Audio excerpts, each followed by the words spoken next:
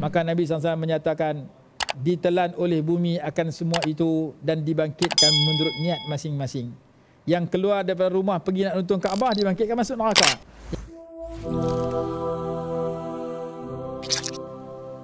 Hijrah perbuatan yang sama-sama buat, sama-sama hijrah, tapi niat yang berbeza, satu ikhlas, satu tak ikhlas. Hak ikhlas dapat istimewa, hak tak ikhlas dapat sebaliknya. Begitu juga hadis yang menceritakan yaghzu jayshunil Ka'bah.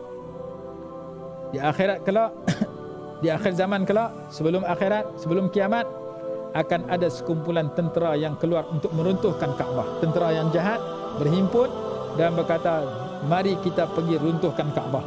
Sampai di satu tanah lapang, Allah suruh bumi telan mereka.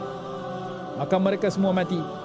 Sayyidah Aisyah radhiyallahu ta'ala anha bertanya, bagaimana bumi menelan tentera yang nak meruntuhkan Kaabah? Wa fihim aswaquhum wa man laysa minhum. Di kalangan mereka ada orang yang ahli pasar, keluar nak pergi pasar, nak beli barang di pasar, nak pergi berniaga jual di pasar. Lalu sama-sama berjumpa dengan tentera, bumi telan, mati ke semua. Tentera yang nak pergi buat jahat pun ditelan bumi. Orang pasar yang bukan nak buat jahat tapi nak pergi cari barang di pasar, nak pergi berniaga jual di pasar pun ditelan bumi. Maka Nabi SAW menyatakan, ditelan oleh bumi akan semua itu dan dibangkitkan menurut niat masing-masing. Yang keluar daripada rumah pergi nak runtuh Kaabah, dibangkitkan masuk neraka. Yang keluar daripada rumah pergi nak buat benda baik, bukan benda dosa, dimatikan bersama, masuk syurga. Orang naik kereta, naik kenderaan, nak keluar daripada tempat dia pergi satu tempat, keluar daripada Negeri Sembilan datang ke KL, 5 orang naik satu kereta. Sampai tengah jalan, aksiden mati. 5 orang tu punya 5 niat yang berbeza. Ada orang datang Kuala Lumpur nak beli barang balik bagi isteri dia, beli baju bagi isteri dia pakai. Ada orang nak beli makanan balik makan. Ada orang datang Kuala Lumpur nak mencuri di bank negara. 5 orang, 5 niat yang berbeza. Ada niat baik, ada niat jahat. Mati 5 orang dalam perjalanan kerana aksiden. Hak niat keluar ke Kuala Lumpur nak buat jahat, nak mencuri, nak merompak, mati bangkit masuk neraka. Yang sebaliknya masuk syurga kerana niat yang memberikan perbezaan dalam perbuatan mereka.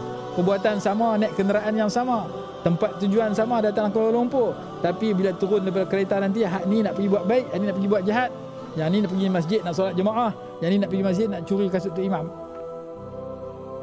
Sebelum sampai ke masjid maka insiden mati. Maka dibangkitkan sebagai ahli syurga orang yang pergi masjid nak solat, dibangkitkan sebagai ahli sebaliknya pergi masjid kerana nak curi tabung masjid. Sama-sama pergi masjid, sama-sama aksiden mati tengah jalan, tapi niat yang membezakan balasan setelah mereka dibangkitkan.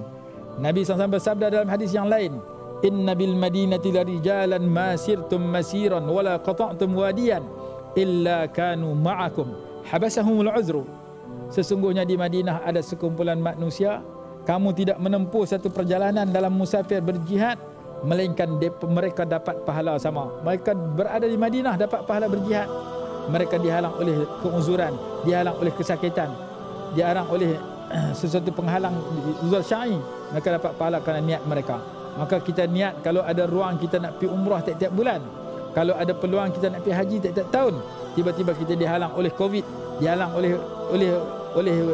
oleh sesuatu alasan, maka setiap tahun kita dapat pahala haji, setiap bulan kita dapat pahala umrah. Kita niat nak pergi umrah, kita tak mampu dengan sebab uzur dan kekurangan wang dan sebagainya, niat kita mengundang pahala. Maka hari-hari kita niat nak pergi sembahyang jemaah. Mungkin ada masa kita uzur tertidur tak boleh sembahyang jemaah, kita dapat 5 waktu pahala jemaah. Setiap malam kita nak tidur, kita niat nak bangun qiyamul lail, tak pernah jaga, selalu jaga subuh hari-hari. Setahun tiap malam niat nak qiyamul lail, tak pernah jaga, dapat pahala qiyamul lail setahun.